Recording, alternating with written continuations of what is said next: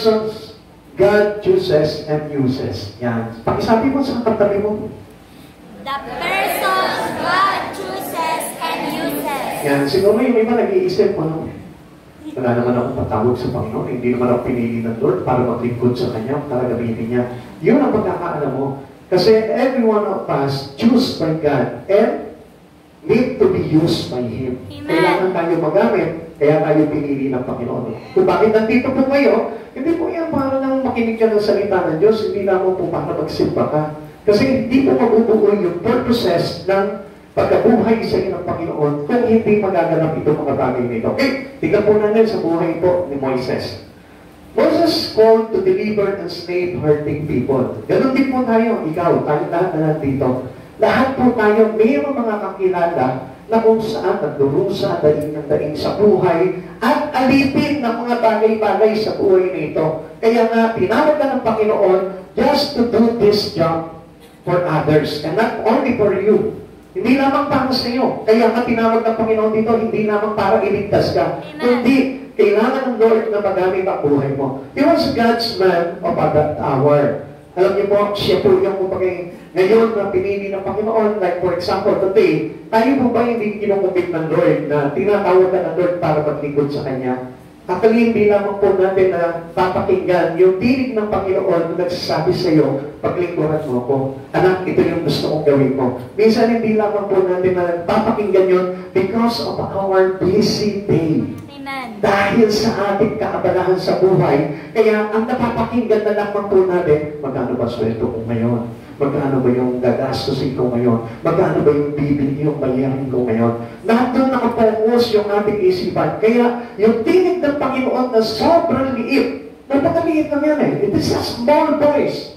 Kaya nga mahirap marinig po ito if you are unfocused to God. Kaya ang daming panawagan sa mundo po ngayon na hindi po nare-receive ng tao. Bakit? Kasi hindi nila marinig dahil sa kaabalahan at sa ingay ng mundo, hindi na nila marinig yung tinig ng Panginoon. All Christians have a similar call. Parehas din po nito pagtawag ni Moises. Huwag mo sabihin na, uy, si Moises, talagang tinawag ng Lord yan. No, you are the same with Moises. Wala tayong pinag-iba kay Moises. Basta tinawag ng Panginoon, meron din po tayong kapangyarihan na ibibigay ng Panginoon sa atin para magamit po tayo maitili. Kaya na, yun po yung pasni na hindi talaga tinatanggap. It is rejected to people. Yung panawagan ng Diyos sa buhay po nila. Needed millions to be used like Moises. Kailangan ng Diyos, million tao, hindi lamang isang tao. Actually, alam niyo, sa church na ito, hindi lang naman isa ang tinawag dito eh. Every one of us has a calling from the Lord. Iba-iba yung pagtawag ng Panginoon. What kind of man was Moises? Tanong po dito. Ano po ba uri ito si Moises? Akala po natin, iba si Moises, an extraordinary people.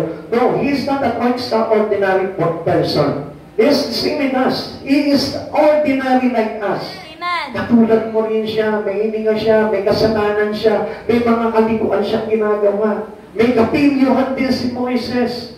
At masasabi po natin na ganoon din po si Moises. Meron din siyang pag-iisip na hindi ugma sa Panginoon. Kaya makikita po natin dito. Ang tanong lamang po dito, can God use you and me? Pwede ba tayong gamitin ng Panginoon? Pakitanong mo nga yung katabi mo ulit, pwede ba tayong gamitin ng Lord? Pwede ba tayong gamitin ng Maaari ba tayong gamitin ng Panginoon? Maaari ba tayong Yeah, okay, tingnan po natin kung talaga tayo ay maaaring gamitin ng Panginoon. I hope na maintindihan niyo po ito. At ito po yung hindi encouragement ng tao, kundi this is an encouragement of God to every one of us. Amen. Hindi lamang po tayo matawag ng Christian sa mundong ito, kundi kailangan matawag tayong servant of God. Ulitin po sa inyo, anong sasabihin sa atin ng Panginoon pagharap natin? My good and faithful servant. Amen? Amen. So, hindi niya sasabihin sa atin, well done, my good and faithful teacher. Well done, my good and faithful pastor. Well done, my good and faithful father, mother, children, or whatever your titles in this world. Hindi mo tayo paparangalan ng Lord. Ano sabi niya? Well done, my good and faithful servant. Amen. Doon tayo paparangalan. So, pag sinabing servant, ang kaugnayan po ng servant is service. Yung paglilingkod natin. Kaya you cannot be a servant to God without service. Amen. Kung hindi mo paglilingkuran ng Panginoon sa buhay mo, you cannot be called servant. Hindi ka God. Kaya nga, paano kang haharap sa Panginoon? Pagdating ng takdang panahon na dumating na ang Panginoon sa buhay mo. Paano ang tawag ang gagawin sa iyo ng Lord? Hindi kanya pwedeng tawagin, oh, well done, my good and faithful engineer. Well done, my good and faithful architect. Well done, my good and faithful doctor.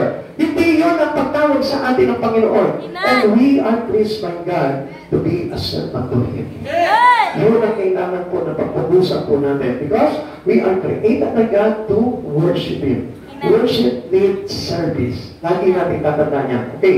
Can God use us like Moises? Pwede po ba tayong gamitin ng Diyos katulad ng kay Moises? I tell you 100% yes. Yun po yung masagot po niyan. Okay, tignan po natin kung paano po yun. In speaking, pag-aralan po natin si Moises. In speaking, he was weak. Mahina rin po itong si Moises. Pautal-utal din po si Moises. Hindi marunong magsalita si Moises. He didn't know the words of God. Hindi niya alam kung ano yung salita ng Diyos at that time. At that moment na tinawag siya ng Panginoon, wala siyang alam. Zero. Amen? Amen. Pero we know Moises that he was a prince of Egypt before. Amen? Amen. Alam natin na ito si Moises, siya po yung former prince of Egypt. Alam natin na siya'y inalagaan ng prinsesa ng Paraon. Siya po ay nanirahan sa palasyo ng Paraon. Siya po ay pinag-aral. Mayroong karunungan si Moises, but then, pagharap niya sa Panginoon, he is zero knowledge. Amen. Wala siyang alam. Kaya nga, sabi niya sa Panginoon, Lord, sabi niya pong gano'n dito, oh my Lord, I am not eloquent. Hindi ako mahusay magsalita. Hindi ako magaling magsalita. I am slow of speech. Utal-utal ako. Diba? Ganun din po tayo, no? Minsan magda-testimony na po tayo dito na uutal-utal pa tayo. Amen? Amen. Minsan nga, kapag meron lang tayong sineshare about the words of God, minsan hindi natin masabi ng diretso. Why? Because you are the one that needed by God. Amen. Isa ka sa kailangan ng Panginoon. Amen? Amen. Nandiyan po ba tayo? Amen. Okay, salamat po sa Panginoon. Tayong lahat, wala po tayong kagalingan. Kaya nga minsan, yung iba nauupo na lang sa likod kasi natatakot po siya na baka mamaya matanong ako ni Pastor pag nasa harapan ako, di ba? Di ba, baka mamaya, tanungin ako ni Pastor, what is John 3:16? Ako, John 3:16 na lang, hindi ko pa alam. Ha? You belong to His calling, I tell you. Amen. Kung yung John 3:16, hindi mo kaya maipaliwanag, hindi mo kaya ma-recite. Now, you are belong to His calling. Amen. Ay, gawin pa rin yun. Yes, mga kapatid sa Panginoon, if you are foolish, you are the one who choose by God. Amen. If you are weak, you are the one who choose by God. If you are poor, you are the one who choose by God. Amen? Amen. Kung ikaw yung parang patapon na ng lipunan, yes, ikaw pa rin yung tinatawag ng Lord. Kaya wala po tayong reason to deny. Reason to reject His calling. Kaya huwag mo sasabihin, no, Pastor, hindi ko kaya yan. Yung iba naman, di ba, alam nyo, yung iba, parang nagpipresent pa ako, Pastor, kaya ko yan. Then, hindi ka kasali dito. Kaya nakita niyo yung kabaligtaran, ano? Yung iba nagpipresent na, Pastor, ako kaya ko yan, Pastor, kaya ko yan. Dahil sasabihin sa'yo ng Panginoon, now, hindi ikaw ang kailangan ko. Pag napansin niyo po yung kay Samuel, yung inutusan siya niya, may pumunta ka doon sa bahinan ni Jesse. Makikita mo doon yung kanyang mga anak. Di ba? Nakita po dito po si Samuel, ito po mga matitipon doon na mga mandaligbang anak po ni Jesse. Ano ba nangyari po dito? Hindi sila, sabi ni Yahweh, hindi sila ang napipil na pupusuan ko. Maghanap ko ba? Wala namang iba.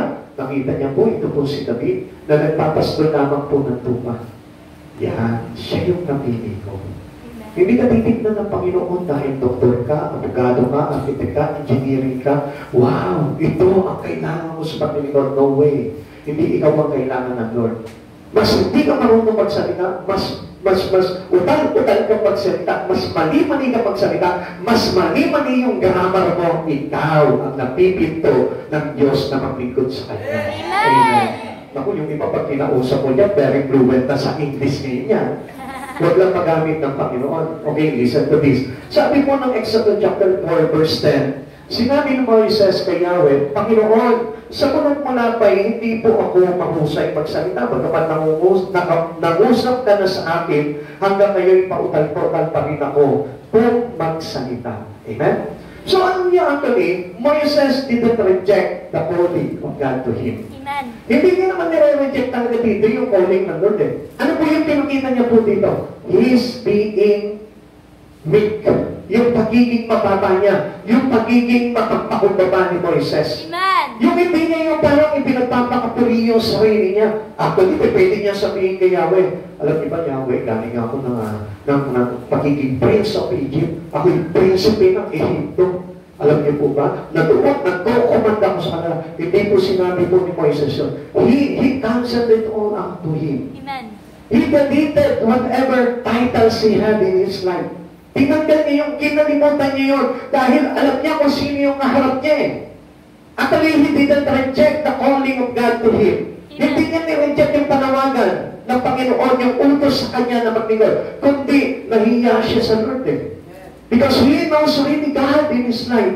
Kilala niya itong Diyos na ito. Nahihiya nga siya eh. Kaya hindi niya nga masabi, ako, perfect ba ako sa panawagan ko, Lord? Parang hindi naman eh. Parang sinasabi niya, Lord, sino ako? Kaya nga, alam niyo po, hindi actually ni-reject ni Moises yung panawagan niya kay Yahweh. Kundi, nahiya siya. Amen. Sino ako? Who am I? To be used by God. To be used to deliver the people of Israel from Egypt. Ngayon, titignan po natin, minsan tayo di ba? Minsan mag-church ka nga lang iba na yung datingan natin Akala mo kung sino na di ba? Pero alam niyo po ba, meron po yung dalawang na pumasok sa templo ng Diyos para manalangin. Yung isa yung publikano at yung isa yung pariseyo. Tayo po minsan parang tayo pariseyo Sinusumbat na natin yung mga nagawa natin sa Panginoon, pero ito publikano, hiyang-hiya siya sa Lord. Dinadalukan niya yung dibdib niya, hindi siya makatingin sa langit. Kasi hindi niya maisambit kung ano yung bagay. Kasi nahihiya siya sa Lord. Kasi sino ba siya? Isa lang siyang magnanakaw na publikano. Isa lamang po siyang maningingil na buwis na walang kinalaman sa ating Panginoon. Kaya nga mga kapatid sa Panginoon, mas masarap na kapag tayo humaharap sa Panginoon, yung halos dinadagukan mo lang yung dibdib mo. At sinasabi mo, Lord, I am nothing without you. Sino ako, Panginoon? Wala lang ako. I am no one. Walang sa isa yung buhay ko sa iyo, Panginoon. Kung papapansin po natin, sino tayo para tumanggi sa ating panuwagan sa Panginoon? Parang kung titignan po natin kay Moises po dito, this is unlike dito ni Joseph. Parang ayaw niya napiliin siya ng Lord Bakit? Kasi alam niyo po ba, parang sa tingin niya, hindi naman na to reject the calling of him. Kundi ang tingin niya, itong katulad ko, para naman pala akong piliin ako ng Diyos Actually, I am a sinner. Actually, hindi po mabuti ang aking kaisipan. Kung ano-ano yung mga masamang nag-iisip ko, kung ano-ano yung mga laman ng puso ko, at kung ano-ano yung mga kasalanan na nagagawa ko. Yun po yung dumating sa kanya. Kaya sino ako, Lord? Para piliin mo. Do it to others.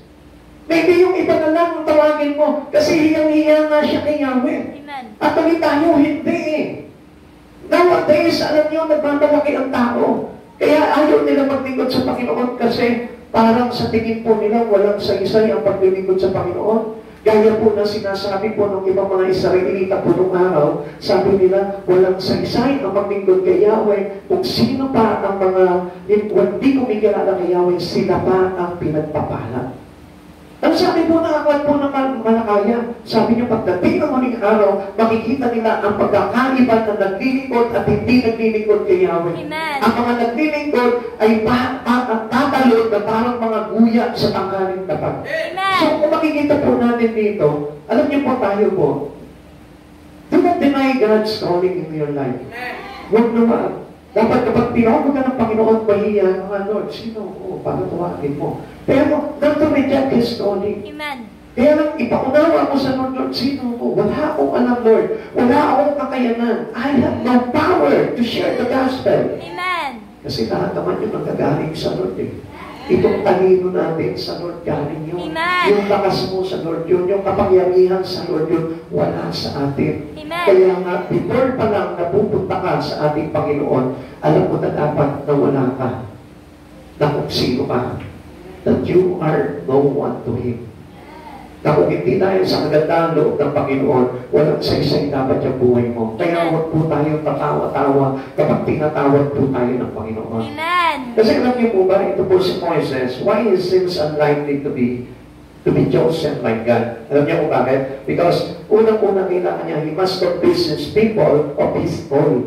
Kailangan ma-convince yung mga tao eh. Kung paano kung hindi ka marunong magsalita?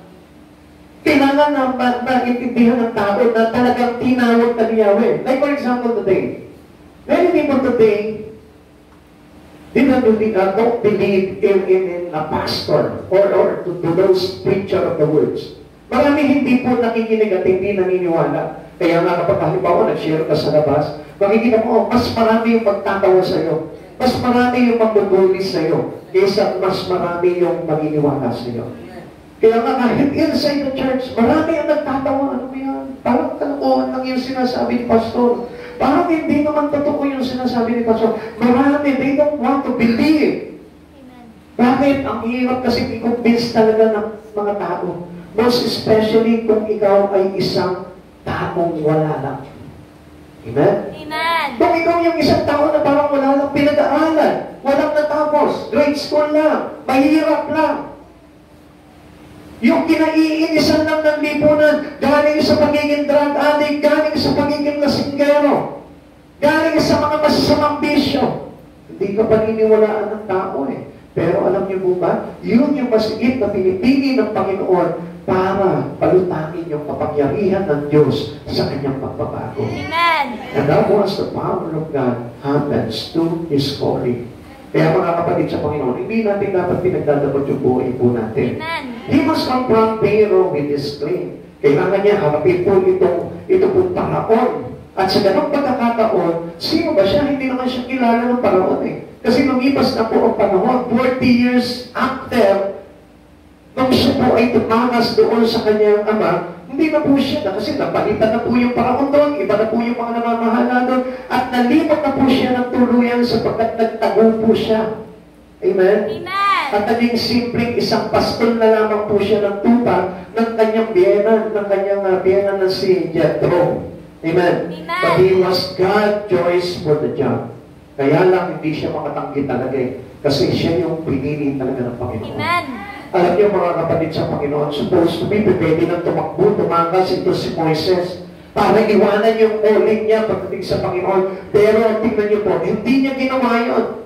Because it is important to have God in His life.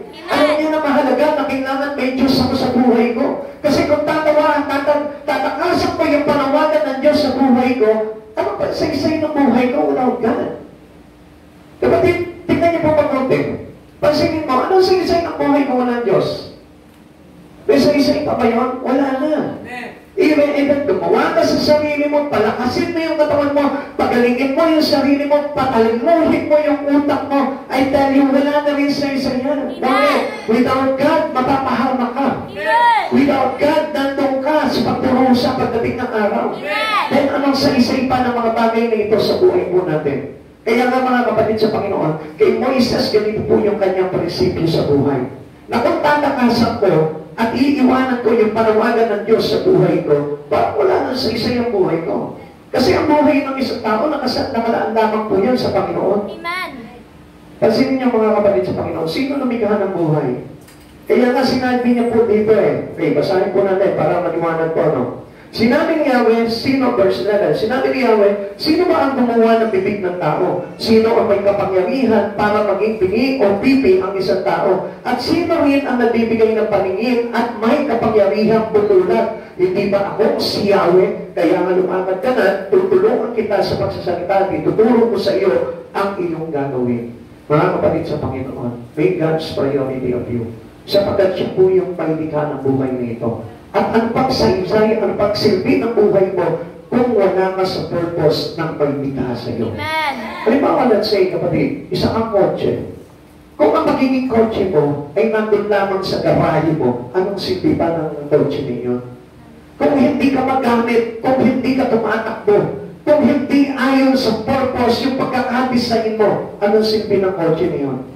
Wala. Kung halimbawa yung kotse na yun ay ginagawa lamang tulugan kung gabi, anong silbi ng kotse na yun?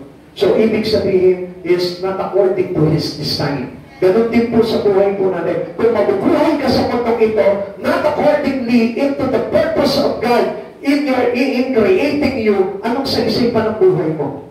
Maunawaan po natin yung kapatid, kahit magtrabaho ka na magtrabaho, magpayaman ka sa mundong ito, kung hindi naman ang layunin ng pagkakalikha sa iyo ng Panginoon, wala kang saysay. Amen. Kaya nga gusto ko po na malaman po ninyo, ang buhay ng tao ay dapat ginagamit para sa Panginoon. Ang sabi niya, we pay the price, binayaran tayo sa malaking halaga, at upang magamit po natin ang ating katawan para sa pagpupuri at pagpaparangal sa Kanya. Kaya alam po natin, mga kapatid sa Panginoon, na itong buhay na ito, it's not for us. Binayaran ng Diyos ito, tinubos tayo sa malaking halaga para magamit ang buhay natin to glorify Him. God has opened and empowered those not eloquent.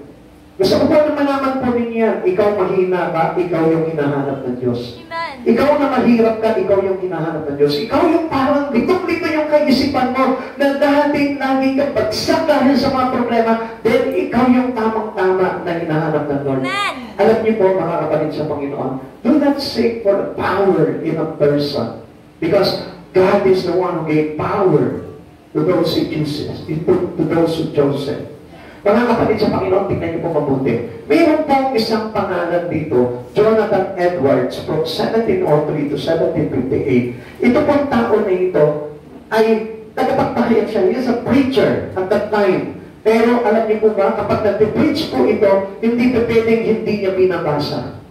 He cannot preach the gospel without reading. Kaya nga ang ginagawa niya, sinusulat niya muna lahat ng sasabihin niya, sinusulat niya at binabasa niya isa-isa ito sa mga tao. Ba? Ano nangyari? Tingnan niyo po ito. Una, Jonathan Edwards read his sermon. Ano nangyari? His preaching brought great revival at that time. Ang dami po na naligtas, ang dami po na na-convert, ang daming naipakilala sa Panginoon. Alam niyo, usually ngayon, ang daming mga magagaling po na preacher, pero hindi po sinasabi not powerful. Kasi ang ginagamit lang po nila sometimes is yung kanilang galing. Yung kanilang sariling galing. It is not empowered by the Holy Spirit. It's not empowered by God itself. Kaya nga mga kapatid sa Panginoon, maaaring kaya mong i-share ang gospel, maaaring i-share mo yung salita ng Diyos, maaaring i-share mo yung mga bagay na natutunan mo, pero ang tanong dito, is there any anointing of God? Is there any power that comes into your preaching? Yun ang tanong po ng Panginoon po dito. Mga kapatid sa Panginoon, pansinin niyo po, kaya nga po hindi nagkakaroon sa atin ng kapangyarihan ng salita ng Diyos. Why? Kasi kung minsan ang isipan natin puno-puno ng karunungan. At hindi karunungan na galing sa Panginoon. It is not powered by God. It is powered by the Word. Amen. Ulitin ko po sa inyo. Sometimes meron tayong alam sa Biblia, meron tayong alam sa mga bagay sa spiritual, but it is not coming and comes into the power of God, but it is the power of the Word. Alam lang natin dahil ang ginagamit natin yung karunungan ng sanlibutan at hindi yung karunungan po ng Diyos na gumawa sa ating buhay. God chose the weak. Pinili po yung mga mahihina. Bakit po? Just to make the strong ashamed. Para po ipahiya yung mga malalakas. Kaya nga mga kapatid sa Panginoon, when you come into Christ Jesus, huwag mong ipagmalaki na magaling ka. Huwag mong ipagmalaki na marunong ka. Huwag mong ipagmalaki na kaalam mo na ang lahat ng bagay. You just better to humble yourself in God.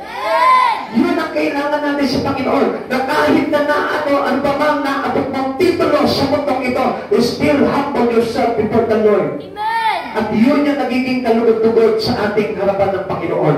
Pansinin niyo po yung sinabi po dito, 1 Corinthians chapter 1 verse 26 to 31. Nandiyan pa po ba tayo? Pakigising mo po muna yung iyong katabi, medyo makulimlim po sa labas. Yan. Medyo maagaw po ngayon ng antok pag ganitong panahon po. Yan. Pakikalabit mo muna po yung katabi mo, sabihin mo, huwag ka muna matulog. At ipaalam mo na rin sa kanya, wala ka sa kwarto mo. Ang joke lang, biro lamang po para at least gising po tayo lahat. Okay, sabi po dito, mga kapatid, alalahanin, mga kapatid, Ibig natin, mga kapatid, alalahanin ninyo ang inyong katayuan nung kayo'y tawagin ng Diyos. Ayon sa pamantayan ng tao, ay iilan lamang sa inyo ang matatawag na marurunong, makapangyarihan at maharlika. Subalit pinili ng Diyos ang mga naturingang hangal sa sanlibutan upang hiyain ang marurunong at pinili niya ang mga naturingang mahihina upang hiyain naman ang mga malalakas. Pinili niya ang mga pangkaraniwang tao at mga hinahamak at mga mahihina sa sanlibutan ito upang ipawalang saysay ang mga kinikilala ng sanlibutan. Kaya't walang sino makapagmamalaki sa harapan ng Diyos. Sa Kanya nagmula ang buhay na taglay ninyo dahil sa pakikipag-isa ninyo kay Kristo Jesus na siyang ginawang karunungan natin. Sa pamamagitan niya, tayo'y itinuring na matuwid, ginawang banal at iniligtas ng Diyos. Kaya nga tulad na nasusulat, ang sino mang nais magmalaki, ang ginawa ng Panginoon ang Kanyang ipagmalaki. Now what we learn in here, hindi yung mga bagay na natutunan natin sa mundong ito ang dapat nating ipagmalaki. Minsan hindi niyo po ba napapansin? Sobrang ipagmalaki ng tao yung kanilang titles. Minsan mga kapatid sa Panginoon, I want you to be wake up. Gusto ko po na mag-ising po kayo dito. Pansinin niyo, kapag may mga anak po tayo na nakagraduate halimbawa ng nursing, nakagraduate po ng architecture, makikita niyo, ipapagawa ng lapida. Ito sa hawak ng bahay po nila na hindi po yung lapida talaga. No? Yung nakita niyo yung pinapaukit po nila rin na parang lapida. Tapos ilalagay po doon sa harapan ng bahay po nila registered nurse. Ha? Ha? Napansin niyo? Ano po ibig sabihin nun? Ano yung pinagpapalaki nila? They proud of what they have achieved. Kung ano yung bagay na na-achieve po nila dito sa mundong ito, yun yung ipapasikat nila. O, halimbawa, let's say, tumakbo ka ng kagawad, nanalo ka ngayon, makita ko papagawaan, napakalaking tarpaulin, malaki pa sa tarpaulin ng mayor. O, di ba? Ganun po sila ipagmalaki.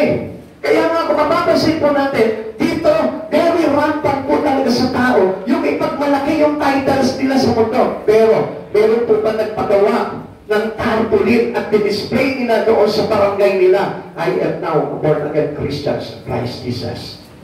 Nakakakita.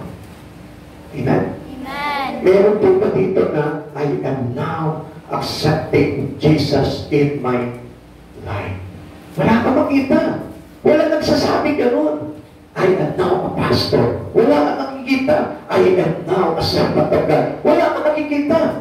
Wala nakalagay doon sa bahay po nila. Amen? Amen. Even the name of Jesus Christ sometimes we cannot see it in our home. Amen. Wala man lang nakalagay that this house is belong to Jesus, that this house is Jesus the head, that this family is Jesus the head. Now, kung titignan po natin, wala man lang mga nakapaskil ng iyo. Pero kapag nakagraduate yung anak mo, hindi naman kilala yung anak mo eh. Para ipakilala mo pa doon sa buong tao, sa buong banda, di ba? Hindi niyo po ba napansin nyo? Tingnan niyo ako, minsan yung anak mo, nag-aral po, graduate ng Manila. Tapos pag nakagraduate mo, uwi dito, graduate yung anak mo. Eh, hindi na nga nakilala dito yung anak mo. Amen? Hindi sana ko naging patulungin yung anak mo dito sa barangay nyo. Naglilinis ng mga pusali, naglilinis ng kanal, naglilinis ng tapat ng mga bahay-bahay nyo. Ayan, pwede natin pakangalan siya. Amen?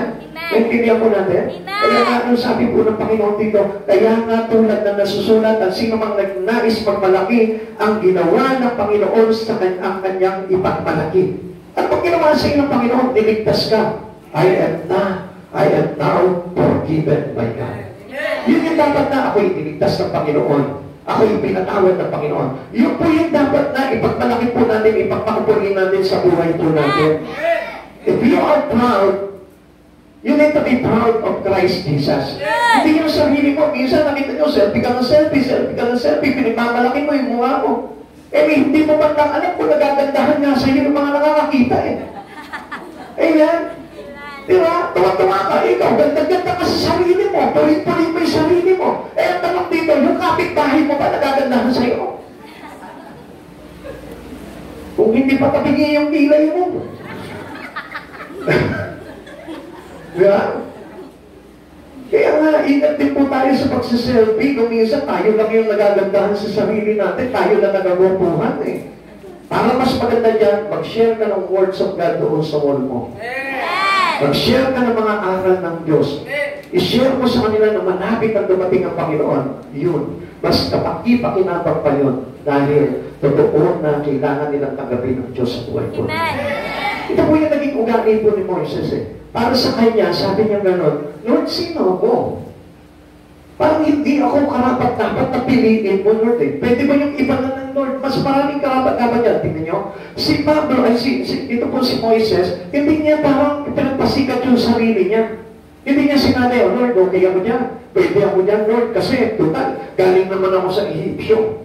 Dati ako prinsipe ng Ehipsyo, Lord, kaya-kaya kong kausapin yung Paraon. Hindi niya pinagmalaki yun.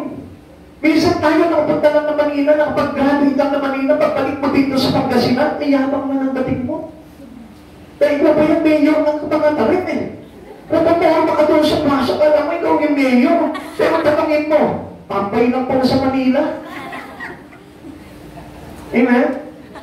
Ganun po yung tao, mahilig magmalaki at ipagmalaki yung sarili po nila. Kaya sabi ng Lord, kung meron kang ipagmamalaki, ipagmalaki mo yung mga bagay na ginawa sa iyo ng Panginoong Yeso Cristo. And that was the attitude of Moses. Okay, pagdating po sa attitude, into our mother, in mother, he was meek. Siya'y napakababa ng kalooban na hindi na kailangan maglagay ng lapida doon sa harapan ng kanilang bahay. At para sabihin lang, tapos ng abugasya, tapos ng accountasya, di ba? Tapos ng medisina siya. Kung ano man siya, wala na tayong pakialam sa kanya. Di ba? Ang importante po dito, yung pong ugali namin may pagpapakumbaba. In every aspect of our life, you need to submit yourself into humbleness. Kailangan ang buhay po natin mapagpakumbaba. Kahit na anong narating mo, alam mo, kahit graduate ka pa, kahit na malaki ang sweldo mo, huwag mong ipagmalaki. You must be humble. Huwag po tayo magpasingkat dahil ang Diyos lamang ang dapat na sikat. Amen. He didn't feel qualified. Kung titignan po natin, actually, he is qualified eh. Sabi ko nga po sa inyo, may experience siya about Egypt. May experience po si Moises na kasi ang umakot po talaga sa kanya, yung pong prinsesa ng Paraon. Kaya nga po siya tinawag na Prince of Egypt dahil siya po'y itinuring na anak ng prinsesa ng Paraon. Kaya kung titignan niya lamang at sasabihin niya sa Panginoon, Lord, qualified ako dyan. Kasi galing nga ako sa Egypt eh. Alam ko yung mga pasikot-sikot doon. Hindi niya po ipinagmalaki yun. Wanted to deliver to someone more able. Parang gusto niya ipasa, hindi po ganun eh. Actually, nahiya lang po siya sa Panginoon. Tanungin mo nga doon sa katabi mo, nahiya ka ba sa Lord? Nahiya ka ba sa Lord? So, bakit tayong maglingkod? Kung makakuha kayo ng dahilan, ano? Pero hindi po yung totoo niya, tamad lang talaga. Amen? Sabihin mo sa katabi mo, tamad lang talaga. Tanggalin mo na ngayon yung katamaran at maglingkod ka na sa Panginoon. Dahil ito po yung pinakamahalaga. At ang nagtatagumpay sa buhay, wala pong iba, kundi yung mga masisipag sa Panginoon. Amen? Di ba? Hindi po yung parang piling niya na karapat-dapat po siya. Although hindi niya tinatanggihan ng Panginoon. Ang ugali lamang po talaga nito si Moises is very lowly in heart. Amen. Alam niyo po ba? Kaya niya po pinili yun because he is an attitude of our Savior. Kaya pinili ng Ama ni Yahweh, ito po si Moises, kasi nakita niya yung katangian ng ating magiging tagapagligtas na ating Panginoong Jesucristo. Kaya kung mapapansin po natin kung ano yung naging trabaho po ni Moises kay Yahweh, yung parang ginawa nito pong si Jesus na pagliligtas po sa atin. He delivered the Israelites into the hands of Pharaoh. Sila po yung nag-alis sa pagkakaalipin ng mga Israelita sa Ehipsyo. Exodus chapter 4 verse 13. Yahweh, maaari po bang sa iba na lang ang inyong subuin, sagot ni Moises. Now, alam niyo po ba mga kapatid sa Panginoon, hindi po talaga tinatanggihan ang panawagan ng Diyos sa buhay po natin. Sabihin mo sa katabi mo, huwag tatanggi. Huwag tatanggi. Yan. Meron na po ba lahat tayong ministry in God? Sino po dito yung wala pang ministry in God? Sino po dito yung mga bago pa lamang na nakakadalo ng ganitong gawain? Pwede po makita yung mga kamay. Ay, wala kayong kamay. Sino kayo? Si brother. Sino pa? Meron pa po ba? Yung mga bago lamang po sa ganitong gawain. And I want you to know, people of God, na kaya kayo tinawag ng Panginoon is to have our ministry in Him. Meaning, you must be a part of His family. Kailangan maging bahagi tayo ng pamilya ng Diyos. Ano po ba itong ministry nito? Tungkulin natin sa ating Ama. Tungkulin natin sa ating Panginoon. Kaya nga po, kapag halimbawa sa pamilya, di ba? Kapag ang isang bata tamad, anong sinasabi ng magulang? Tamad ka, hampas lupa, lumayas ka. Diba? Ganun na ganyan sinasabi ng magulang, wala ka na, hindi ka na nakatulong dito sa tahanan, umalis ka na, pabigat ka lang, lahat na masasakit na salita, sinabi na. Di ba? Amen? Amen! Ang pinakamasakit pa dyan, panamunin ka. Di ba?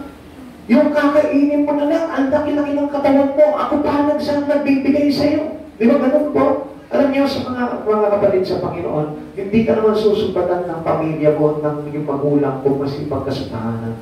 Even though kahit na hindi ka kumikita ng pera, pero pag nakita ng magulang mo na ikaw yung naglilinis palagi ng bahay, ikaw yung lalaba, ikaw yung nagluluto, ikaw yung namamalengke, your parents will be proud of you. Amen? Amen! Hindi niya sasabihin ng mga kanyang magulang, ipapakilala niya doon sa kanyang mga kakilala, ano sasabihin niya, itong anak ko to, kahit hindi naging graduate ko sa school, pero ang sipag nito, pakinabang ko ito sa bahay. Amen? Pero pa rin sa kanya, ganun din po tayo sa Lord. If you have a ministry in God, kapatid sa Panginoon, God will be proud of you. Amen! Ang Diyos mismo magiging proud sa iyo. Bakit? Kasi ayaw ng Diyos ng tamad. Ang gusto talaga ng Lord, yung ang buhay po natin ay masipag pagdating sa mga bagay sa Kanya. Bakit? Kaya nga po tayo nitweet ng Lord eh. Hindi lamang po para mag-cellphone. Maupo sa katre, mahiga sa duyan, naka-cellphone, nakataas ang paa, pag nagutom, nay, luto na ba? Amen? Diba? Tsaka lang ka titinag doon sa kanyang kinahihigaan at kinauupuan pagkakain na. Ano sa palagay mo, magiging sambat ng magulang mo sa iyo nun? Kahit na mahal ka ng anak mo, sasabihin pa rin sa iyo ng anak ng nanay mo, anak, mahal kita pero patungad ka. Mahal kita pero tamad ka. Yun mismo ang maririnig natin. Kaya anak, magsikap ka. Kasi mahal na mahal ka ni nanay at ayaw ni nanay na pagdating ng araw, pahirapan ka sa buhay. Amen? Tama po kayo? Ganun din po ang Panginoon. Kaya tayo naglilingkod sa Panginoon is for us to achieve the given reward of God soon in His paradise. Amen! Yun ang gusto talaga ng Lord. Pagkamit po tayo talaga ng gantimpala. At iyan yung sweldo po natin sa Panginoon sa ating paglilingkod at pagpapagal po natin sa Panginoon. Ang sabi niya, your labor in God is not in vain. Hindi masasayang ang inyong pagpapagal. Kaya na, yun nga po, sinasabi ko po sa inyo na hindi po kailangan tayo maging prinsipe at prinsesa sa harapan ng Panginoon.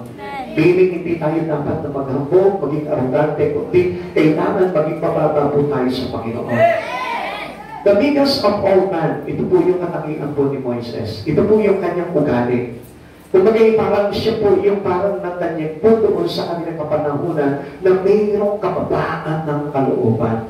Sabi po ng Bilang chapter 12 verse 3, si Moises naman ay isang taong mapagpakumbaba, higit kanino man nabubuhay sa ibabaw ng lupa. Grabe, no? Higit sa kanino man nabubuhay sa ibabaw ng lupa. Tanungin mo nga yung katabi mo. Sabihin mo, mas mapagpakumbaba ka ba kaysa sa akin? Mas mapagpakumbaba ka kaysa sa akin. O tignan mo, hindi makatanong kapag tinatanong mo. Di ba? Titigan mo siya sa mata mo. Mata niya, tanong mo sa kanya, mas mapagpakumbaba ka pa ba sa akin? Mas mapagpakumbaba ka kaysa sa akin. O, di ba? Anong sagot niya? Sasagot niya, oo naman. Di ba? Sabihin mo sa kanya, medyo kumakapal na yata. Kapatid sa Panginoon, our humbleness is a matter to God. Yung ating pagpapakumbaba, yun ang unang-unang ugali na kailangan ng Diyos. Alam niyo, kaya po ang tao, hindi po naglilingkod sa Panginoon. Why? Because He is prideful. Ayaw niya masabi na wala siyang titulo sa mundo. Ayaw niya masabi na sayang yung mga bagay na pamumuhay niya sa mundo ito. Kaya nga nalilimitahan ng tao na maglingkod sa Panginoon kasi nalilesen yung mga bagay na ginagawa niyang pangarap sa sarili lang. Kaya nga, is so prideful. Nawawala yung pagiging witness. Alam niyo po ba si Moises? Mas pinili niya pa yung kaabihang pinaranas ng mga bayan ng Diyos kaysa managana sa panandaliang kayamanan ng Ehipsyo. He is Prince of Egypt. Pero ano sabi niya gano'n? Hindi pa pwedeng abihin ng aking mga kababayang Israelita. Kaya anong ginawa niya? Pinagtanggol niya yung kanyang kababayan at doon po siya nakapatay. Kaya anong ginawa niya? Umalis siya, sumama siya, nagtago siya sa lugar ng mga Israelita para nang sa gano'n maipagpatuloy niya yung pagiging isa sa mga piniling bayan ng ating Panginoon. Ganun din po sana tayo mga kapatid sa Panginoon. Masigit na dapat na pinipili po natin ang ating Panginoon. Pagpapakita po yan ng kababaang loob sa harapan ng Diyos. Huwag mong pipiliin kung ano man yung mga bagay na nandito sa mundong ito. Masigit mong piliin ang Diyos sa buhay mo sapagkat pagdating ng araw, sa huling yugto ng ating hininga, ang Diyos pa rin ang kakaharapin natin at magpapasya sa iyo kung ang buhay mo ay tutugtugan sa buhay na walang hanggan sa piling ng ating Panginoon. Kapatid, walang ibang magdidictate po niyan sa atin. Walang ibang magbibigay po niyan kundi ang Diyos na dapat na ngayon pa naman pinaglilingkuran natin sa buhay po natin. Kaya ngayong pagpapakumbaba, yan yung magtutulak sa atin at maglalagay ng sipag po sa atin para paglingkuran ng Diyos. Kapatid, wala tayong may pagmamalaki sa Panginoon. Yung mga tao na ayaw maglingkod sa Panginoon is showing their prideful attitude towards God. Yun po yung isang ugali ng isang tao na kahit hindi ako maglingkod sa Panginoon, okay lang yan. Parang baliwala sa atin yung bagay na yun, ay dahil one thing. Lahat ng tinawag ng Panginoon kailangan maglingkod sa Kanya. Whoever convert his life into Christ Jesus need to serve Him. Because our worship to God is need service. Kailangan po talaga ng paglilingkod. At ano pong gagawin natin sa ating mga napapakinggan? Kung hindi po natin gagawin ito para makapagligtas din po ng ibang mga kaluluwa na wala sa Lord. And this is our job. This is our calling with God. At kailangan lamang po talaga na tayo po yung magkaroon ng ugali na mapagpakumbaba para nang sa ganon, hindi natin matanggihan ng Diyos sa ating panawagan sa Kanya. Amen. Ano po ba yung definition po ng tinatawag ng meek? Meek means patient or gentle disposition. Pag sinabing patient at gentle disposition, ang ibig sabihin po niyan, yung banayad ang pag-uugali sa harapan ng Panginoon. Hindi arugante, hindi mapagmalaki, hindi mapagmataas, hindi mapagsumbat, at hindi demanding pagdating sa Panginoon. He's very lowly in his heart. Na pagkaharap niya na ang Panginoon, he has a gentle disposition to Him. Hindi niya pinapakita kung sino siya, kundi ibinababa niya kung sino siya. Kung alam niya sa sarili niya na matayog siya, kilala siya sa lipunan, pagdating sa harapan ng Panginoon, ibinababa niya, tinuyuko niya yung sarili niya. Kung alam niya sa sarili niya na meron siya ng lahat-lahat ng bagay, mayaman siya, marami siya pera, marami siya na impact sa bangko, pagdating sa Panginoon, para lamang po siyang isang ama na walang kailangan kundi ang Panginoon sa buhay niya. Ganun po dapat ang puso po ng isang naglilingkod sa Panginoon at gustong maglingkod sa Lord. Wala siyang ipinagmamalaki. He did not question God about His calling. Hindi niya po kumbaga parang kinu-question yung panawagan niya sa Panginoon.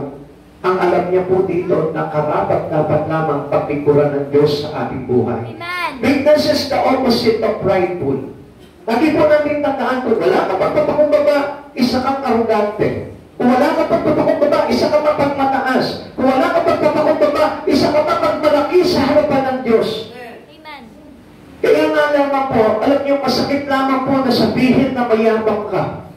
Pero ang katotohanan po niyan, kapag sinabi sa atin ng Lord na wala kang pagpapakumbaba, ang tingin niya po talaga dito sa mga tao na ito ay mayayabang. Yung mga nangangako sa Panginoon na hindi tinutupad yung pangako, ano sabi po ng akal po ng mga ngaral? Sila po'y itinuturing na mayabang ng Diyos.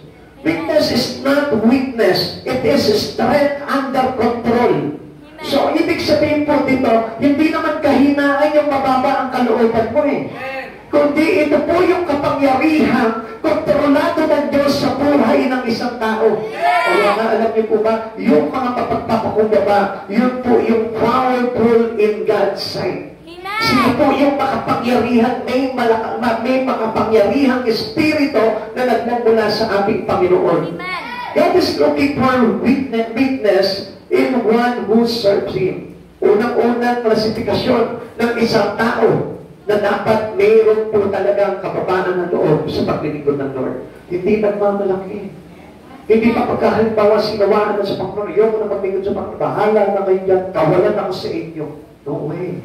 Kaya naman hindi tayo naging kawalan sa kaharian ng Diyos. Amen. Tayo ang wala sapagkat kahit wala ka, Diyos pa rin siya. Ikaw, kung wala ang Diyos, ano ka?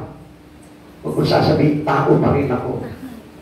Sapagkat hindi tayo ang nagmamayari ng lahat ng bagay sa buhay na ito. Kapatid sa Panginoon, gusto kong malaman mo na kahit na wala ka sa Diyos, walang bagay yung para sa Panginoon. Sapagkat tayo only a creations to God. Amen. He is a creator. Ano po ba mahalaga? Yung creator o yung creation? Creator. Kahit mawala tayo, pwedeng lumikha ulit ang Panginoon ng mas mainam kaysa sa iyo. Kahit mawala itong mundo na ito, kaya ulit mag-create ang Lord ng universe, ng mundo. Amen. Amen? Amen. Because He is the one who create everything in life. Siya po yung nag-create ng buhay mo, kaya wala kang dapat na ipagmalaki sa Diyos. Sapagkat any moment, pwede kang palitan ng Diyos. Any moment, pwede kang putulin ng hininga mo. At any moment, pwede niya rin ibalik ito. Amen. Kaya nga mga kapatid sa Panginoon, siya po yung may gawa ng buhay natin. Kaya wala po tayo ipagmamalaki sa Kanya. Ayoko na maglingkod sa Panginoon, ako sa Lord. Ikaw ang kawawa. Bakit? Ikaw ang nawalan. Sapagkat pagdating ng araw, kung lumisan ang buhay mo sa daigdig na ito, saan ka kakatok? Sa Diyos na magbubukas ng pintuan tungo sa buhay na walang hanggan. Hindi mo ba naisip yung kapatid sa Panginoon? Sapagkat ang tao napaka-arrogante sa mundong ito, walang kaisipan na maaaring maglagay sa Kanya para makapasok siya sa kaharian ng Diyos. Tandaan natin, yung mga nagpapakumbaba lamang sa Panginoon ang nakakaunawa ng mga bagay pagdating sa ating Panginoong Jesucristo. Jesus said, I am meek and lowly in heart. Ito yung hinahanap niya sa isang katulad po natin. Kaya ito po yung dapat na unang-unang ugali na meron tayo when we are close to Jesus. Kung gusto mo lumapit talaga sa Panginoon, yung dating kataasan mo, yung dating kayabangan, yung dating pagpamalaki mo, yung dating parang kala mo kung sino ka, ngayon ibaba mo, iyuko mo yung buhay mo sa harapan ng ating Panginoon. Sabi po ng Mateo 11:29, pasanin ninyo ang aking pamataw at patutumayo sa akin, sapagkat ako'y maamo at may bababang loob, makatakad po kayo sa akin ng kapahingahan. Kapatid, if you want to have rest, you just have a lonely heart. You just have a humble heart. Kung gusto mo talaga na magkaroon ka ng kapahingahan, alam niyo po ba, tingnan niyo mga kapatid sa Panginoon, sino po ba yung mga may kababaan doon? Yung po halimbawa may nakagalit na po. Pag may nakagalit ka, pag pababa ang kalooban mo, hindi ka pumapatol.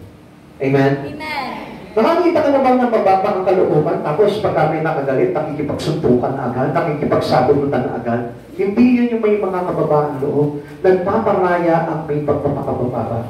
Tingnan niyo po mga kapatid sa Panginoon, kapag ang isang takbo mayabang, mataas, arugante, matapang, palaban, sila yung mga walang kapayapaan. Pero yung mga taong lowly in heart, mapagpatawad, mapagpakumbaba, sila yung mayroong kapayapaan. Kaya nga ang Lord, pag pumasok ka sa Panginoon, ano bang kailangan doon? Papasok mo na lang kay Lord, meron ka ng pagpapakumbaba, meron ka ng kapayapaan? No. You must adopt the attitude, the manner of Christ Jesus, which is lowly in heart or your meekness. Yung ating tayo may merong kababaan ng loob at doon tayo nagkakaroon ng kapayapaan. Kapatid sa Panginoon, tanungin mo ulit yung katabi mo sa oras na ito. Meron ka bang peace of mind? Meron ka bang peace of mind? Pag walang peace of mind yan, I tell you, surely, walang pagpapakumbaba yan. Amen? Kaya nakita niyo po si Jesus Christ, kahit pinapako na po sa krus, banayad pa rin po siya. Hindi siya nag-hysterical, hindi siya nag-aamok, kundi tahimik lamang po siya. He has meekness. Kaya nga kapatid sa Panginoon, pag wala kang pera, huwag kang maging hysterical. Huwag kang magsisigaw, huwag kang magagalit, huwag kang mga-away, huwag kang manlalait. Huwag kang maninisi doon at put blame to others when you have no money. Kadalasan ganyan pag wala kang pera, kasi ngayon eh, lubos yung pera mo eh. Wala kayong ginawa sa church, kundi hingi ng hingi. Hindi naubos ang pera mo dahil sa kakahingi ng church. Naubos ang pera mo dahil hindi ka nagbibigay. Amen. O hindi na natawang sila. Ang daming tinamaan, ano? Mga kapatid sa Panginoon, ganito rin po yan. Pag hindi ka marunong magbigay ng buhay mo sa Panginoon, hindi ka talaga magkakaroon ng kapayapaan. Amen. Kasi ang Lord ang pinanggagalingan ng lahat ng bagay. Kaya nga kapag sinusuyo natin ang Panginoon sa pamamagitan ng ating mga substances, ano po sabi po sa atin ng Biblia, di ba? Ating parangalan ng Panginoon sa pamamagitan ng ating mga bagay sa buhay po natin, with our substances. Now, alam niyo po ba kung bakit? Kasi ang Diyos, ang source ng lahat ng bagay, maging yung kapayapaan mo, kagalingan mo, yung protection mo, yung mga bagay na yun, iyon yung bunga na tinatanggap natin sa Panginoon kapag tayo po ay nagpapakumbaba sa harapan ng Panginoon. Amen. Kaya I tell you one thing, kapag tayo po ay naglalaan, nagbibigay ng buhay sa Panginoon, it's showing our humbleness to God. Amen. Amen? Amen. Kung tayo po mismo, pinagdadabot natin yung buhay po natin sa Panginoon, hindi po pagpapakita po ng humbleness po yun. Kaya pasingin niyo po, ang mga mapagpapakumbaba, yung mayaman niya.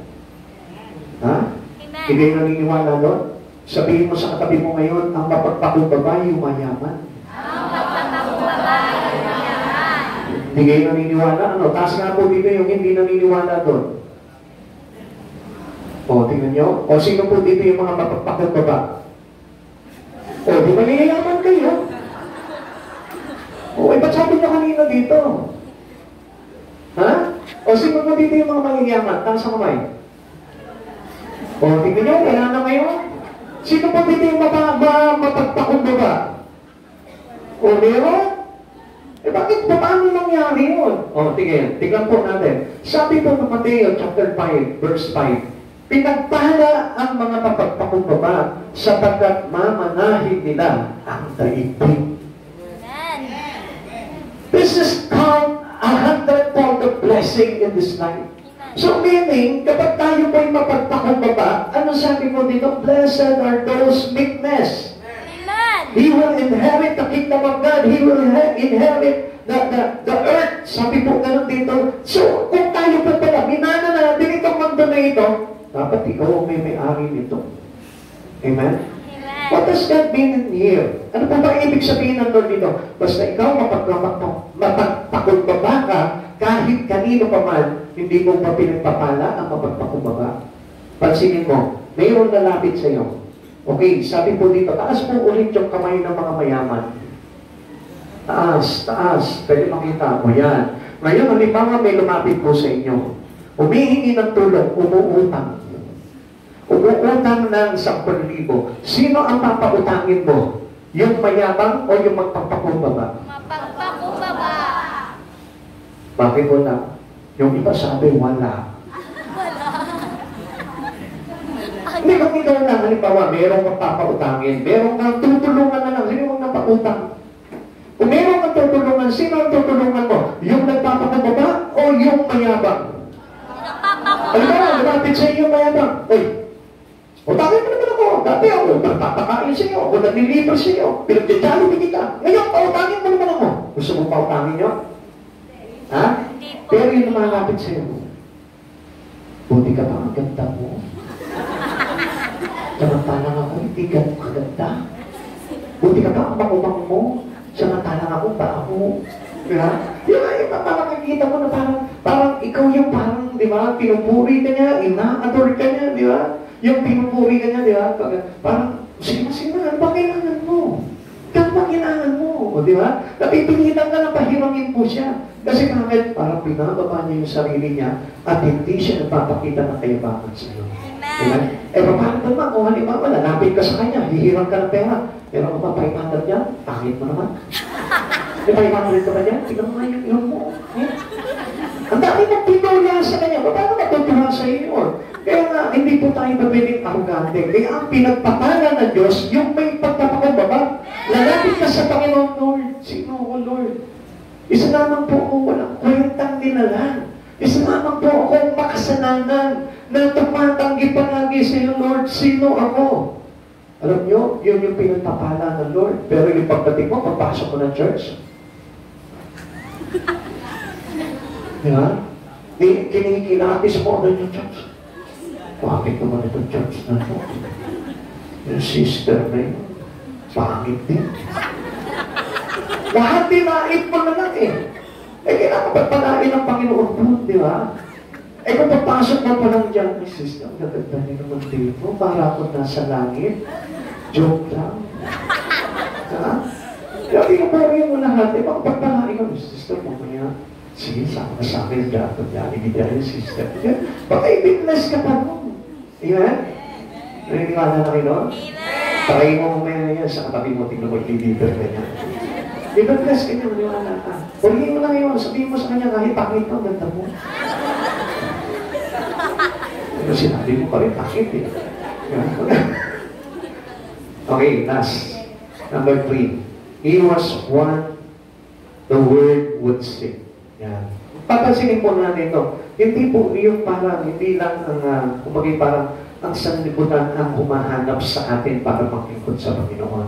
Hindi yung parang itinalaga mo lamang yung sarili mo para paglingkuran sa Lord, kundi ang Lord talaga ang tumawag po sa atin. Okay, paano po ba ito? Exodus chapter 4, verse 16 to 17. Siya ang magiging tagapagsalita mo sa mga tao at ikaw ang magiging tagapagsalita ng Diyos na magsasabi naman sa Kanya kung ano ang sasabihin niya. Dalhin mo ang iyong bukod sapagkat iyan ang gagamitin mo sa paggawa ng mga kababalagan. Actually, mga kapatid sa Panginoon, meron po ito na parang prophetic insight na nakapaloob po dito. Tinawag po siya ng Panginoon kahit na mahina po siya. Pero nagsugo po itong Diyos sa pamamagitan naman ng kanyang kapatid na si Aaron na sabi niya kasi parang nagre-reason siya. Kumbaga parang sa atin, minsan pagka sinasabi natin na maglingkod ka sa Panginoon, naku, hindi ko pwede. Kasi mahiyain ako. Di ba? Anong gagawin ngayon na ito? Tatawag ngayon ng isang pangangasama mo ngayon para tulungan ka sa mga bagay ngayon. Pero still, the help of God comes to you. Amen. Yung pa rin tulong ng Diyos. Pero, meron tayong prophetical insight po dito na kung saan na kailangan talaga natin sa paglilingkod sa Panginoon. Ano po ba yun? Dalhin mo ang iyong tukod sapagkat iyan ang gagamitin mo sa paggawa ng mga kababalaghan. Who is miraculous God? Can you name it? Sino po? Jesus. O, tingnan nyo, hindi nyo kilala. Pakilakas po. Jesus. Si Jesus. He performed many miracles. Diba? Nagpagaling siya ng mga may sakit, nagpalakad siya ng mga lumpo, nagpadilat siya ng mga bulag, nagpasalita siya ng mga pipe. Lahat ginawa niya, bumuhay siya ng patay. So, ibig sabihin po dito, it is the same in our ministry. Without Christ Jesus, you cannot perform miracle. Amen. Anong ibig sabihin nito? You cannot convert and deliver people from the bondage of sin. Amen. Akala natin, gagawa pa rin tayo. Yung tubig, gagawin natin dugo. Yung pong magpapalaganap tayo ng mga niknik. Ganun po ba yun? Hindi po yun. Ang ibig sabihin po dito, when we serve God, proclaim the gospel of God, and our God, Jesus itself, can cast miracle through your words. Doon sa ipapahayag po, ang Diyos mismo, si Jesus mismo, ang kakasi ng kapangyarihan doon to convert, to deliver. Amen? So po, yung gagawa po ng mga bagay ngayon, hindi tayo. Kung minsan, marami po naglilingkod sa Panginoon, ito akala nila sila po yung gagawa ng kaligtasan ng isang tao. Akala nila sila yung gagawa ng ikapagbabago ng isang tao. Many people around there, many people, many Christian, many servant of God, akala nila sila yung makakapagbago ng buhay ng isang tao. Pero ang sabi dito, dalhin mo ang iyong tukol sapagkat iyan ang gagamitin mo sa paggawa ng mga kababalagan. Meaning, we need Christ Jesus. In relations to this, let's go back into Great Commission. The words in Great Commission. Matthew chapter 28, verse 18 to 20. Ano sabi po dito? Binigay na sa akin lahat ng kapangyarihan sa langit at lupa, kaya tumayo kayo, gawin ninyong alagad ko ang lahat ng bansa. Bautismo niyo sila sa ngalan ng Ama, ng Anak, ng Diyos, Espiritu Santo, at turuan sumunod sa mga ipinag-uutos ko. Tandaan ninyo, ako'y sasa inyo hanggang sa dulo ng walang hanggan. Amen. Sino daw po yung sasa atin? Jesus. Si Jesus. When we serve God, when we share the gospel to others, sino yung kasama natin? Si Jesus. Amen. When we do our service to God, sino ang kailangan kasama natin? Si Jesus. Amen. You must be with Jesus. Kailangan kasama po natin si Jesus sa lahat ng paglilingkod. Hindi yung sarili mo lang. Kaya nga sabi ni Moises, hindi ko kaya, Lord. Hindi ako mahusay magsalita. Pautal-utal ako. Parang sinasabi niya kay Jesus, Lord, ikaw ang kailangan kasama ko. At hindi ko magagawa ito tungkulin na ito kung hindi mo ko sasamahan. Moses seems so unqualified. Sa tingin po ni Moses, parang hindi po siya qualified po sa panawagan na ito. Not the take charge kind. Parang hindi po siya, parang umaako agad. Okay, ako, kaya ko na yan. Yung parang ba nagtanong po si Yahweh kay Isaiah. Sabi niya, whom shall I send? Ano sagot po ni Isaiah? Before he answered the questions of God, ang sabi po ni Isaiah po dito, Lord, I am, send me. Sabi po ni Isaiah po dito, actually, hindi naman po basta sumagot si Isaiah noon eh. Nakita niya po muna kung sino siya sa harapan ng Lord. At kung makita niya na isa siyang makasalanan, sabi ni Isaiah po dito, kawawa ako sapagkat nakita ko ng mukhaan ng Diyos. At ako'y naninirahan sa lahi ng mga makasalanan. So, ibig sabihin, he knows himself. Nakita niya yung kalagayan niya sa harapan ng Panginoon. And that was the time that he learned to humble his life to God. Amen. Kapatid, doon lang tayo po pwede talaga maglingkod sa Panginoon kapag nakita mo na meron ka ng pagpapakumbaba sa Lord. Hindi yung parang ginagrab mo agad, o ikaw, kailangan ikaw maging pastor ka. Yes, Lord, kaya mo yan. Hindi po ganoon. Kundi, we must submit first our attitude into the humbleness. Amen. So, kailangan muna talaga na tayo, bilang mga mangangaral, o bilang mga naglilingkod sa Panginoon, kailangan magkaroon muna tayo ng ugali na may pagpapakumbaba. Amen. Amen. Amen. Amen. Amen. Not the leader we might expect.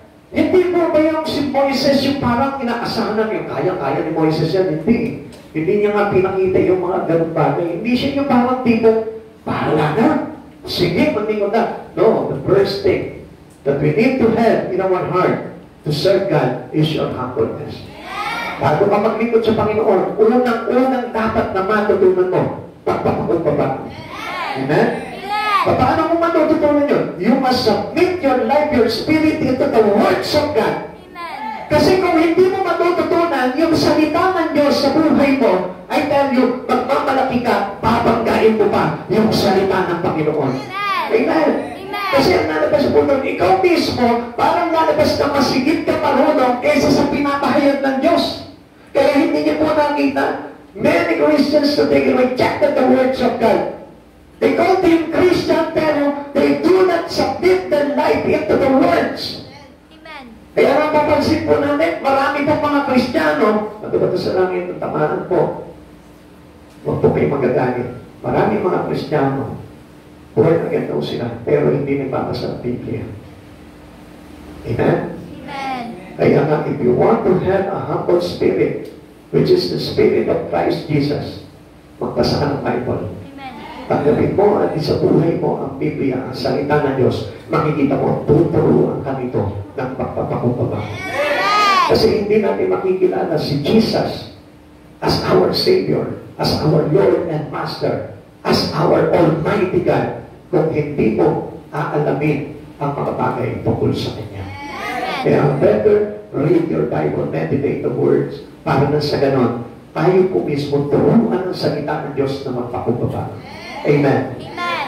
Amen. Amen. Ang sabi ko dito, okay, God would have to compensate for His inadequacy. Kung titignan po natin, sa mga pagkukulang po natin, ang Diyos ang magbibigay sa inyo. Amen. Walang ibang magbibigay sa inyo. Hindi yung kapitbahay mo. Even your pastor, hindi yung pastor mo magbibigay sa inyo. Kundi magtuturo lang sa inyo ang pastor, ang mga evangelista, ang mga apostol, ang mga propeta, magtuturo lamang po niyan. Pero ang magbibigay ng kaalaman sa iyo, kapuluan sa mga kakulangan mo, walang iba, kundi ang Diyos. Kaya nga kahit sabihin mo, humble ka dun sa pastor mo, pero sa Diyos, hindi ka naman humble, wala pa rin po yun. You must humble before the Lord our God. Sa Kanya tayo unang-unang magpapakumbaba at ikalawa sa mga tao nagtuturo sa atin ng mabuting balita ng Diyos. Amen? Ang sabi niya po dito, I will be with thy mouth. Ako, ang magtuturo sa iyo, magbibigay ng iyong mga sasalitain at sasabihin, take this rod in thy hand. Sabi niya, dalhin mo ang iyong tukod.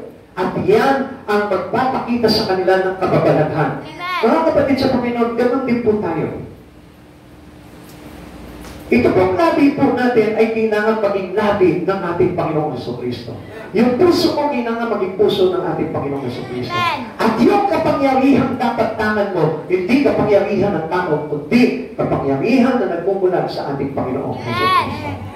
And we are God in our life. And not you, the God of your life. Marami po naglilingkod sa Panginoon, ang Diyos nila ay ang kanilang sarili. Dahil kung ano yung gusto lamang nilang gawin, yun lamang ang kanilang pinipiling gawin.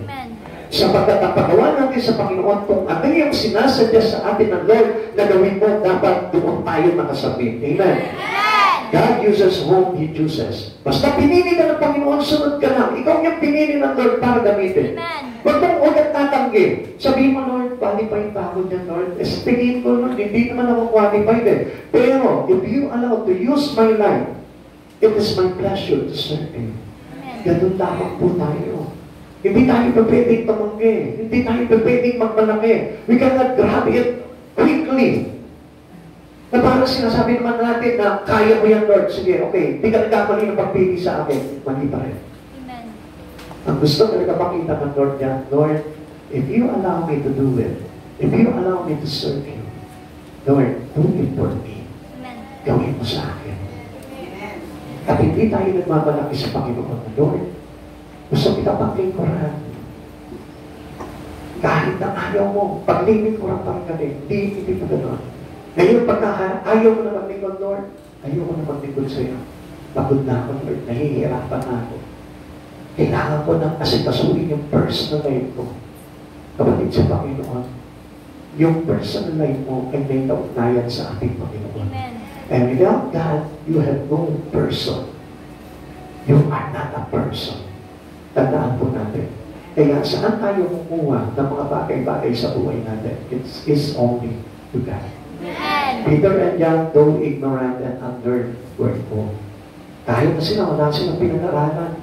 Sila yung mga mangingisda lamang, pero hindi sila tumanggi sa panawagan ng Panginoon. Sumunod na bakit sila. Amen. Aklat po ng Gawa, chapter 4, verse 13. Nagtaka ang buong kataasan sa kapulungan ng mga Diyos sa katapangan, ipinakita ni Pedro at Juan, lalo na nang malaman nilang mga karaniwang tao lamang ang mga ito at hindi nakapag-aaral. Nabatid nilang dating kasamahan ni Jesus ang mga ito. Come on, people of God. Wala tayong reason to reject the calling of God. Wala tayong reason para tanggihan ito. Wala tayong reason para magmalaki sa Kanya. Isang bagay lamang ang dapat natin gawin. Lord, kung kalooban mo na paglingkuran kita, masunod ang kalooban mo sa buhay ko. Tayo ba natin magsitayo? Will it be yourself? Just kiss God.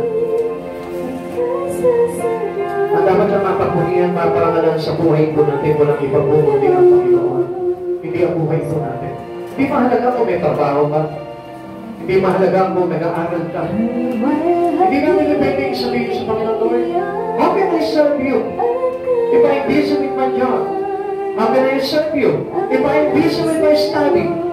How can I serve you if I'm busy with my family?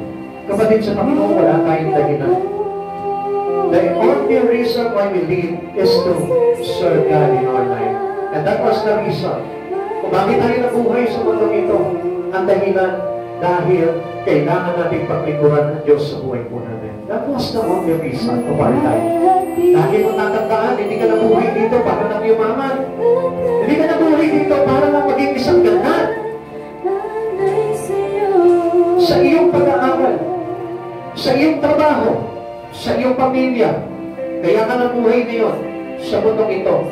It is because gusto ng Lord na ito magamit ang buhay mo para sa karangalan niya. Sino tayo para pagkalitan ng Diyos ng mga bagay na ito? Kapatid sa oras na ito, why don't you humble yourself before the Lord? Iyo po, yung buhay mo sa Panginoon, sabihin mo sa Panginoon, Lord, sino ako para hindi kita pagpagpagpuran? Sino ako para tanggihan kita, Lord? Kahit kailan ako hindi mo ako tinanggihan. Di minsan, hindi ka tinanggihan ng Lord. Kaya alam mo, sa iyong ikasasama, doon lamang tumatanggi ang Panginoon. Kaya sa oras dito, tingnan mo at pag-aralan mo ang sinasabi sa iyo ng Panginoon at ino-offer sa iyo ng Lord kung karapat dapat tumanggi sa kanyang panawagan upang paglingkuran siya. Kapatid, ang purpose ng buhay ng isang katulad natin ay paglingkuran ng Panginoon. Wala nang iba. Kung nabubuhay ka man, nagtatrabaho ka man, o kumikita ka man, nag-aaral ka man, o kung ano man yung bagay na ginagawa mo dito, it is not the main purpose of your life. The main purpose of our living is to serve God. Maniwala ka kapatid, dahil sa huling araw, hindi ka papurihin o hindi ka papatigin ng Panginoon at sasabihin sa iyo, well done, my good and faithful, whatever you are. Kung sino ka, kundi ang sasabihin sa iyo ng Panginoon, well done, my good and faithful servant of mine. Kailangan tayo po ay ma-classify ng Lord bilang kanya, bilang nakapaglingkod, bilang mga anak niya. And you must bury it into your heart. You need Jesus. Pagkakusin na, hindi tayo kailangan ng Diyos eh. Pero alam niyo, dahil sa grasya, dahil sa kanyang pag-ibig, tayo po ay nilikha.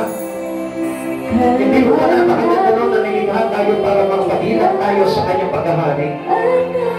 Kapatid mo kung tataklihan yung bagay na ito, this is the best thing that we are waiting for. Ito yung pinaka-the best na hinihintay po natin na darating once na nasunod po natin ang pag-uwa ng Diyos sa buhay po natin. Kapatid mo, let us worship the Lord with God. Come on, worship God. Pasalamatan mo sa pinahon ka niya. Pasalamatan mo siya, palasasayawan mo siya. Pasalamatan mo ang Diyos dito. Palapapagilan mo siya sa buhay mo. This is a great privilege to serve Him. A great privilege to worship Him. A great privilege to have minister in Him.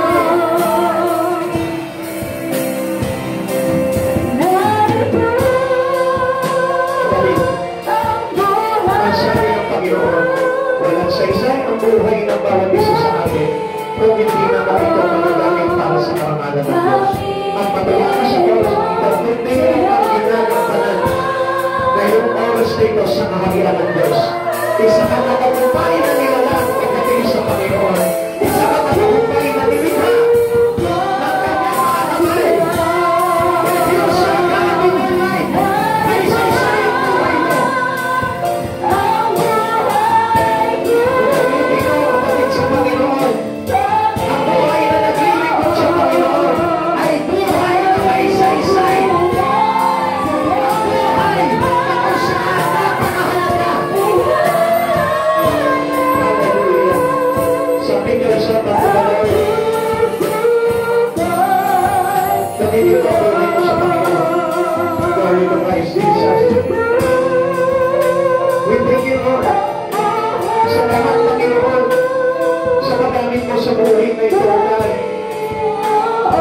Pasalamatan mo siya. Ang buhay na kapantay yung nakakilala kay Jesucristo. Hindi yung kasi nakatapos ka na ng pag-aaral, naging successful ka sa trabaho mo. Hindi yan ang nakatagumpayan ng buhay.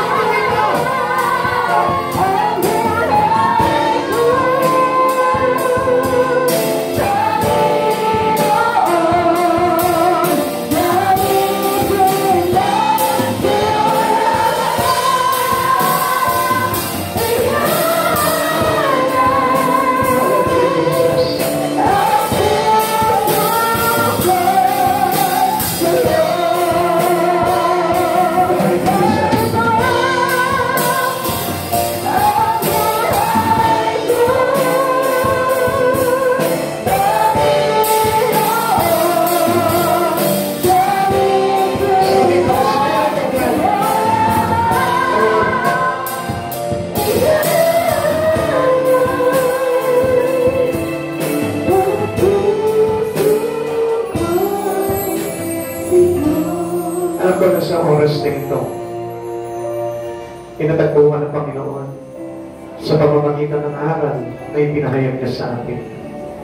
Kung tatanggapin mo lamang ito, mga aral na ito, makikita mo, mayroong pagbabago magaganap sa buhay mo. At makikita mo yung halaga at saysay ng buhay. Yung kakaiba ng buhay, na kung saan noon, kumikita ka nga na malaki, may trabaho ka, nag-aaral ka, pero wala ka naman sa Panginoon. In contrast now, in your life, having Jesus, tingnan po natin, makikita mo naman kung gaano kasarap ng isang buhay na naglilingkod sa ating Panginoong Jesucristo. Kung hindi mo nakikita ang pagkakaiba niya, sabi po ng aklat ng Malakaya, pagdating ng araw, makikita nila ang pagkakaiba na naglilingkod at hindi naglilingkod. Ang sabi ng Lord, ang mga naglilingkod ay parang buya sa tanghaling tapat na lumulukso sa galak. Kapatid, anong ibig sabihin po nito? Doon sa piling ng Diyos pagdating ng araw, sikat na sikat ang liwanag ni Yahweh, yung presensya niya, na kung saan nagdiriwang sa kagalakan ang mga tumanggap na nagpalataya, naglingkod sa pangalan ng ating pangangasiwang Diyos na ating Panginoong Jesucristo. And what was the difference of the light ahead from the light now? Kapatid sa Panginoon, maaaring ngayon nagdiriwang ka dahil mayaman ka. Maaaring ngayon nagdiriwang ka dahil hindi ka nagkukulang sa iyong pananalapi. Meron ka lahat ng bagay. May trabaho ka. Maaaring yung iba naman sinasabi nila, malungkot ang kanilang buhay dahil wala silang trabaho. Maaaring iniinsulto pa nila yung mga tao na mahihirap lang kasi makatabad yung mga yan. Pero I want you to know the difference, yung pagkakaiba nito dito sa mundong ito yung wala. Ang pagkakaiba nito ay kahit na sino ka pa, basta meron ng Diyos sa buhay mo, pagdating ng araw, magiging masaya ka sa piling ng ating tataas-taasang Diyos na nakapagligtas doon sa kanyang karangan sa langit. Kapatid, yun ang pinakamahalaga sa buhay ng tao. Kaya nga ngayon pa lamang sa oras nito, mag-impong ka ng kayamanan sa langit, serve Him with all your heart, soul and mind and strength. Kapatid, pagpikuran mo na siya bago mahuli ang lahat. Bigay mo sa kanya yung buhay mo.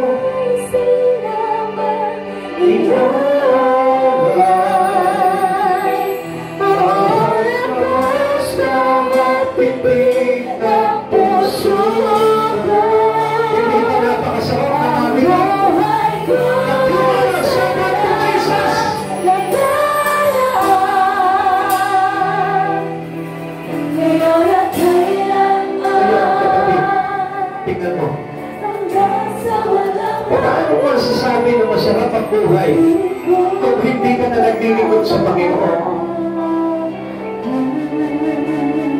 Paano mo may ipagmamalaki ang buhay mo kung malayo ka mismo sa Panginoon? Siguro, alam mo, dati, kung titignan naman po natin kapag mayroong ng mga nakausap, sasabihin mo sa kanila, ang sarap maglingkod sa Panginoon. The best paglingkodan ng Lord. Dahil kapayapaan ka, ang gaan sa kalooban ng buhay na mayroong Jesucristo. What now? Ano pag ipagmamalaki mo kung hindi ka na naglilingkod at lumayo para sa Panginoon? Pwede mo pag ipagmalaki sa tao, ang sakit na wala sa Panginoon. Magaan ang buhay na wala sa Panginoon. Kung alam mo naman na pagdating ng araw, ang buhay mo ay patungo sa impyerno. Kapatid sa Panginoon, may pagmamalaki mo ba iyon? At sa oras nito, gusto ko po nabigyan ng liwanag ng Diyos ang bawat kaisipan po natin. Inihiling ko sa oras nito, ibaba sa atin ang presensya ng ating Panginoong Jesucristo. With the help of the Holy Spirit, I invite the Spirit of Jesus right now.